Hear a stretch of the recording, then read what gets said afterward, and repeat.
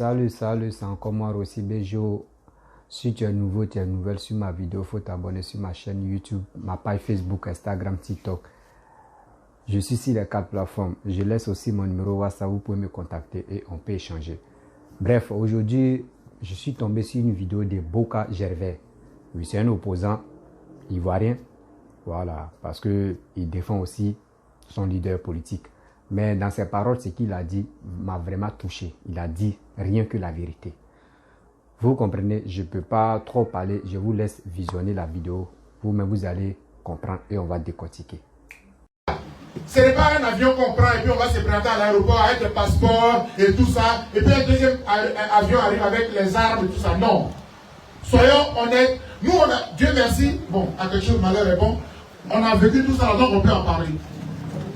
Ici, là, il y a eu rébellion. Ici, là, il y a eu coup d'État. Donc, on est bien placé pour connaître, pour voir comment les choses se passent ici.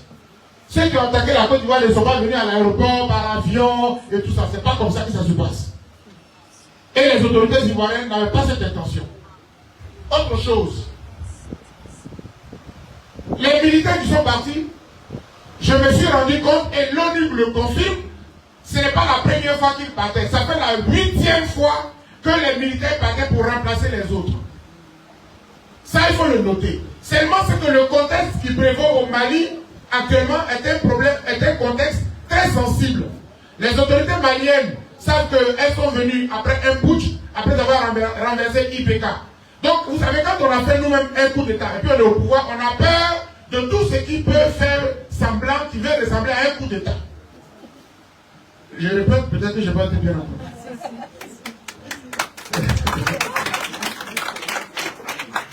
C'est-à-dire que quand tu as fait un coup d'État, tu as peur de tout ce qui ressemble à un coup d'État. Même si ce n'est pas un coup d'État, tu penses qu'on vient te renverser aussi. Donc, c'est le contexte. Et puis en même temps aussi, le Mali a été vraiment, ils n'ont pas été contents. Et ça, sur les télévisions, notamment Afrique Média, j'ai soutenu Assimi Goïta sur ce point-là. Pourquoi? Et je vais le répéter pour que les journalistes le notent très bien. Le Mali, on est fiers des jeunes qui sont au pouvoir. Pas parce qu'ils ont fait un coup d'État à IPK, mais parce que quelque part, ils ont répondu aux besoins du peuple à un moment donné. Le peuple était soulevé contre IPK, et puis le pays était bloqué pendant 6 mois. L'imam Diko, tous les vendredis, demandait aux Maliens de descendre dans la rue, ça a duré 6 mois. Ni la CEDEAO, ni l'ONU, personne n'est intervenu pour les sauver. Et c'est comme ça que les militaires ont dit, le pays ne peut pas être bloqué comme ça depuis 6 mois, on prend nos responsabilités. Voici ce qui s'est passé.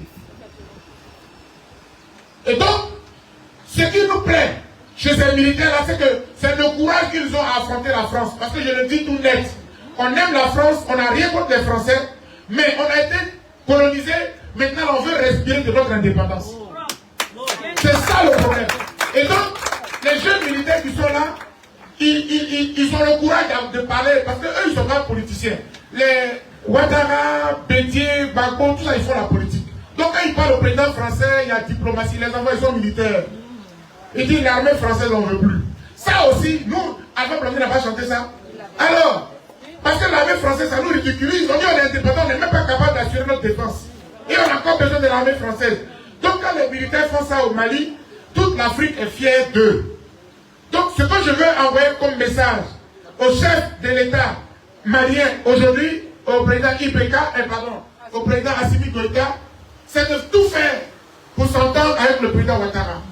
Pour que les deux pays frères restent frères. Les deux pays frères restent frères. Et ça vraiment, s'il m'entend, c'est le message que je veux lui envoyer. Tous les Africains, les intellectuels se sont levés pour que le Mali quitte sous l'embargo, sous les sanctions de l'ONU, sous les sanctions de la CEDEAO. On a soutenu le Mali. On a soutenu le peuple malien. C'est pas maintenant là on va venir se mélanger entre nous. Non, c'est le message que je lui envoie. En même temps que je lui envoie ce message, je voudrais envoyer le message aussi à mon président, au président Ouattara. Monsieur le président Ouattara, vous êtes dans la sous-région, vous avez le respect de tous vos compères chefs d'État. Je ne parle pas des problèmes internes qui nous ont divisés, parce que moi-même, j'étais toujours opposé au président, je vous ai beaucoup critiqué. Voilà, on a dit tout ce qu'on voulait quand on était à l'exil. Vous savez, quand un enfant est à l'exil, ah, vraiment, les paroles qui sortent dans son pas cadeau. Hein. Ah, ça, c'est un exil.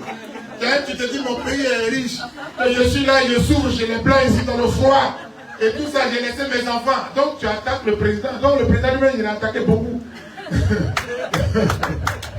Mais je lui suis gré d'avoir accepté que je puisse revenir au pays. Le message que j'envoie au président de la République, c'est de tout faire pour renouer avec, ce sont ses enfants même, ses petits frères, pour que l'entente revienne.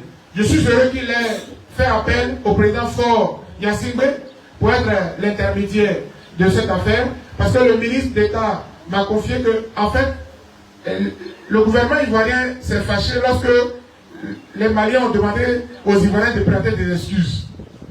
Hein, je pense que c'est ça. Hein, quand j'ai écouté, c'est une question d'orgueil. C'est une question d'orgueil. Parce qu'au fond, il y avait un vice de procédure au niveau administratif. Voilà, la relève est partie, les autres disent qu'ils n'avaient pas été informés. Pour des détails comme ça, on va séparer deux pays? Non. Trouvons un moyen de régler ça fraternellement, comme on a toujours su le faire en Afrique. Ne donnons pas toujours l'occasion aux Blancs de considérer que ce sont eux qui peuvent venir régler nos problèmes. On a vu combien de fois ils profitent de nos palabres pour s'enrichir. Voilà. Donc, le message que j'envoie au président Ouattara, c'est de toujours rester grand et de prendre de la hauteur et de trouver les mots qu'il faut pour que l'entente puisse revenir comme avant entre le Mali et la Côte d'Ivoire.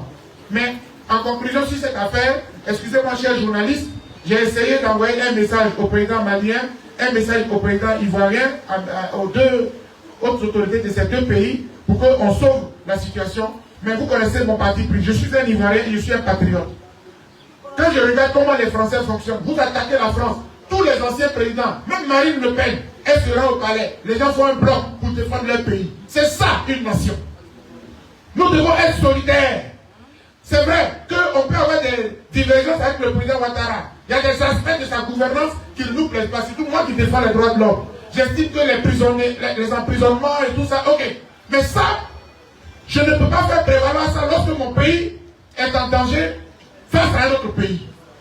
Qu'on le veuille ou pas, on a 49 soldats de Côte d'Ivoire qui sont arrêtés au Mali. Ce n'est pas digne de la Côte d'Ivoire et je ne suis pas fier. Donc sur cette question, à moins qu'il y ait quelques questions des journalistes, mais c'est globalement, dans la présidence que je voulais dire. Je vous avais rassuré, je ne peux pas, si moi, je veux prendre des positions contre le gouvernement Ouattara, s'il veut dire quelque chose contre le chef de l'État, je ne peux pas profiter de votre conférence, de votre invitation pour le faire. C'est comme si je vous mettais en danger. Parce que demain, on va dire, c'est vous qui avez invité Boga et puis il a parlé. Boga est libre, s'il veut parler, il va parler depuis sa chambre là-bas. Il ne faut pas y venir vous donner à faire ici. Donc, je veux vous rassurer. Le message que j'envoie, c'est un message de paix. Je voudrais qu'il y ait la paix entre nos deux pays, parce que c'est ça qui nous fait profiter. C'est pour ça que, voilà. Bon, bref, la famille, vous-même, vous avez écouté M. Boga Gervais, ce qu'il a dit. Ça, là, on ne peut pas nier. Il a tout dit comme vérité. Ça, là, ce n'est pas une histoire de dit blanc. C'est une histoire de Mali, Côte d'Ivoire. Les deux pays où le Mali dit les 49 soldats sont venus faire coup d'État. Et encore, eux veulent que Papa Ado n'a qu'à s'excuser. Mais c'est quand tu fais du mal, quand tu fais quelque chose qui n'est pas normal et ils t'ont attrapé, c'est là que tu peux t'excuser. Mais tu n'as rien fait de mal. Et on te dit qu'il faut t'excuser. Mais si tu t'excuses, c'est dit réellement ce que les 49 personnes sont allées faire là. C'est que c'était vraiment coup d'État. Donc là, Papa Ado n'a pas accepté. Moi, si c'était moi, j'étais à sa place, je n'allais pas accepter. Brusquement, je ne connais pas ce qui se passe juste. Puis mes 49 soldats arrivent chez toi, tu les bloques et tu dis moi de m'excuser parce que, soi-disant, ils sont allés faire coup d'État. Moi, si c'est moi, je vais refuser. Oui, je vais refuser. Ce n'est pas une histoire de dire non que oui, les parents des 49 soldats là sont là à pleurer. Oui, mais c'est une histoire des pays. Parce que quand tu es un soldat là, c'est dire où tu es là, tu es prêt pour mourir au front. Tu es prêt pour te sacrifier pour ton pays. Donc, arrêtez de faire les commentaires pour dire non que oui, c'est les 49 soldats, oui, la famille. Non, quand tu viens, tu es un soldat, tu as déjà promis, tu as déjà juré que tu es prêt pour mourir pour ton pays. Donc, quand les gars partaient, au front là, c'est quoi? Quand tu es au front, là, quand tu t'as aidé tel pays là, c'est que on ne sait jamais. C'est toi qui t'as tué ou soit c'est toi on doit tuer. Donc si on les a bloqués, c'est pas bien de les bloquer là-bas. Mais néanmoins, c'est pas fait de dire qu'on les a bloqués là-bas et que le gouvernement malien dit Prado Naka s'excuser. En disant quoi? Oui, je m'excuse. Oui, les 49 personnes là sont allées faire coup d'état, donc on les a attrapés. C'est une honte totale. C'est une honte. Moi-même, Aldomé n'a pas accepté là. Moi-même, je suis d'accord. Quelque chose que tu n'as pas fait, il faut t'excuser comment. Mais quelqu'un n'est pas là de quoi, il ne peut pas accepter ça là. Ça n'existe pas. Voici Marine Le Pen. Elle veut venir au pouvoir. Mais quand les Maliens ont dit que les Français n'ont qu'à partir, ils ont chassé l'ambassadeur des trucs à France au Mali là. Marine Le Pen, elle s'est fâchée. Elle s'est fâchée. Elle dit pourquoi les Maliens peuvent faire ça. Mais c'est chez nous, en Afrique. C'est là où les opposants, eux, ils acclament. Oui, oui, ce que l'autre l'a fait là, c'est bien. Parce qu'ils détestent lui qui est au pouvoir. Faut être plus bête avant de faire ça. Là. Quand les Blancs, eux s'assoient, ils disent, mais les Ivoiriens, surtout quand on dit noir est bête. Hein. Et puis nous aussi, on est tellement bêtes. Et d'autres même, les opposants ivoiriens sont plus bêtes même. Et puis eux, ils sont là, mais ils soutiennent. Quand tu sais que ton frère, il est au pouvoir, il est en danger, c'est à toi de l'aider. Parce que demain aussi, tu peux être au pouvoir et tu peux être dans le problème. Lui aussi, il va t'aider. Mais chez nous, en Côte d'Ivoire, c'est pas ça. Tu vois ton frère, tu es en train de marcher, quelqu'un d'autre quitte là-bas, il le gifle et puis tu es content, tu ris. Waouh, waouh, waouh. Jusqu'à et puis tu dis, lui qui l'a giflé, et puis tu dis, oui, mon frère, oui, tu l'as bien giflé, hein? Oui, c'est bien ça, il faut le gifler encore. C'est quoi? C'est quoi ça? C'est à vous, les opposants ivoiriens, c'est à vous, si les cyber-mercenaires, les cyber-djihadistes, c'est à vous de vous réunir pour dire non, même quand même, si on déteste Ado là, mais ce n'est pas pour cela que vous allez mentir sur lui pour dire les 49 soldats sont allés faire coup d'état. Quand même, vous pouvez faire bloc. Vous pouvez faire bloc même derrière lui, comme soutien. Mais vous, ce n'est pas ça. Vous, ce n'est pas ça. C'est pour le dénigrer, c'est pour dire des conneries, c'est pour faire ça, c'est pour faire ça. Vous pensez que vous aussi, là, quand vous faites ça, là, Dieu vous voit. Hein. Dieu vous voit. Ton tout peut arriver aussi. Et quand ça va cuire, là, tu vas comprendre que le karma existe. Vous-même, vous connaissez karma. Vous pensez que comme cela, vous pouvez venir au pouvoir. Quand j'ai ri seulement. Et dit, regardez ceux-là. Eux, c'est le matin, midi, soir, ils font les vidéos. Qui n'ont même pas de queue ni la tête. Il faut parler, il faut parler. Tu n'as même pas de preuves. Il faut parler seulement. Et ce que vous faites là, est-ce que vous trouvez ça normal? Vous trouvez ça normal? Oh. Franchement, il faut être vraiment un Africain pour comprendre ça, quoi. Parce que la bêteté d'André chez nous, c'est... Et si tu peux comprendre. Si Baboumé décide, il dit non, ce que l'autre est en train de faire là, c'est pas bon. Jusqu'à cette histoire-là, on prie Dieu que le président de Togo, il n'a qu'à arranger tout ça là. Il n'a qu'à arranger cette histoire-là et ça va finir. Et on va voir maintenant les cyber-mercenaires qui sont, si la toile qui est en train de nous embrouiller là. Moi, j'ai prié Dieu que les 49 personnes, ils n'ont qu'à les libérer. Oui, ils n'ont qu'à les libérer et ils vont rentrer au pays. Et on va voir ce que les cyber-mercenaires vont dire. Ils vont trouver autre argument encore. Ils vont trouver d'autres arguments pour dire, oh, c'est comme ça, comme ça. Mon frère, quand tu veux venir au pouvoir, là, c'est à toi de sensibiliser la jeunesse, c'est à toi de sensibiliser tout le monde. Pour dire, nous, là, si nous on vient au pouvoir, voici ça, voici ça, voici ça, voici ce qu'on peut faire. Mais vous n'êtes pas au pays. Mais c'est vous parlez, vous ne connaissez pas les mêmes, c'est quelles conditions même, comment la population ivoirienne vit même, vous ne connaissez pas. Mais vous êtes là-bas. Seulement on vous appelle pour dire, ah, ici, là, il y a un gbagba, il faut filmer, tu vas m'envoyer, puis il poste. Pour dire, voici Ouattara, c'est qu'il a tué les gens. Il est en train de faire ça là. C'est une honte pour vous. Moi, il dit toujours, je ne suis pas RHDP. Même hier, j'ai fait une vidéo où il y a une maman qui est sortie. Elle est en train de parler pour dire non, il ne faut pas les artistes maliens vont aller jouer en Côte d'Ivoire.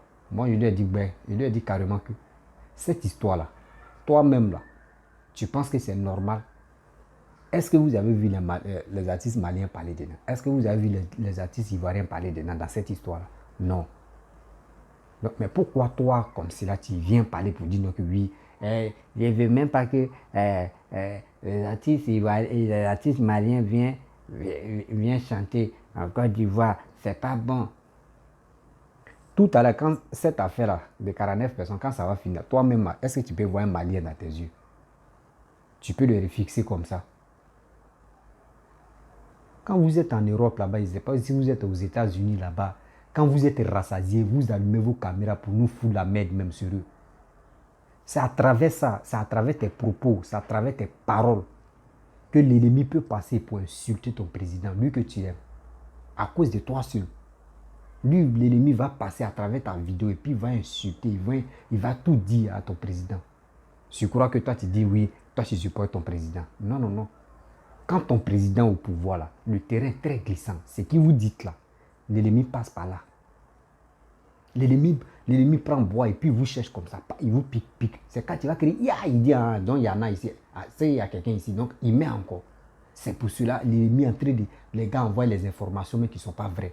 C'est pour voir vos réactions. Quand vous parlez en même temps, là, eux, ils enchaînent en même temps. Vous ne connaissez pas. Vous dites non que vous, on fait des vidéos, RHDP, on défend Papa Alassane. Comme cela, là, vous ne défendez pas. Vous ne défendez pas Papa Alassane. Vous provoquez le problème et maintenant on l'insulte. Et vous êtes là pour dire, on ne va pas vous insulter. Oh, c'est vous. Vous ne savez pas que quand vous dites quelque chose là, les cybermercenaires là, eux vont prendre, eux vont trafiquer à leur manière pour parler. Et ça va vous mettre bim, ça vous fait mal. Sinon, franchement, ça fait très mal de voir cette histoire où tu vois un opposant ne supporte jamais le président actuel. C'est en Côte d'Ivoire, on voit ça. Surtout, c'est en Afrique, on voit ça. C'est en Afrique, on voit ça. Même quelqu'un peut quitter la vie, va venir gifler même ton président et puis tu es content parce que tu ne l'aimes pas.